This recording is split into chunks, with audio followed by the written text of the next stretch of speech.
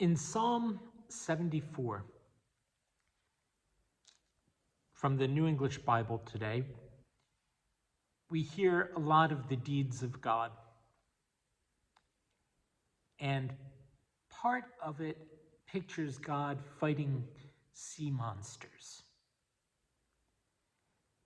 In the ancient times, the sea, the ocean, was considered the realm of chaos. And God, by fighting the monsters of chaos, brings order and life and light. It's very much a picture of God as the mighty warrior. And sometimes that's what people need.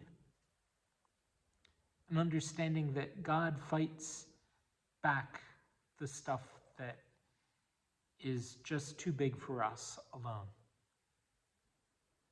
So here it is, Psalm 74, including the sea monsters. Why hast thou cast us off, O God? Is it forever?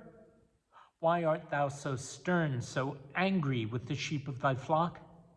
Remember the assembly of thy people, taken long since for thy own, and Mount Zion, which was thy home.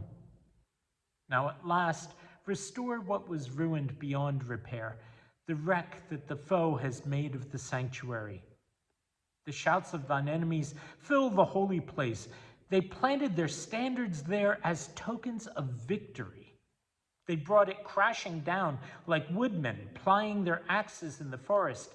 They ripped the carvings clean out. They smashed them with hatchet and pick. They set fire to thy sanctuary, tore down and polluted the shrine sacred to thy name. They said to themselves, we will sweep them away. And all over the land, they burnt God's holy places. We cannot see what lies before us. We have no prophet now. We have no one who knows how long this is to last. How long, O God, will the enemy taunt thee? Will the adversary pour scorn on thy name forever? Why dost thou hold back thy hand? Why keep thy right hand within thy bosom? But thou, O God, thou art king from of old. Thou mighty conqueror all the world over. By thy power thou didst cleave the sea monster in two, and break the sea serpent's head above the waters. Thou didst crush Leviathan's many heads, and throw him to the sharks for food. Thou didst open channels for spring and torrent. Thou didst dry up rivers never known to fail.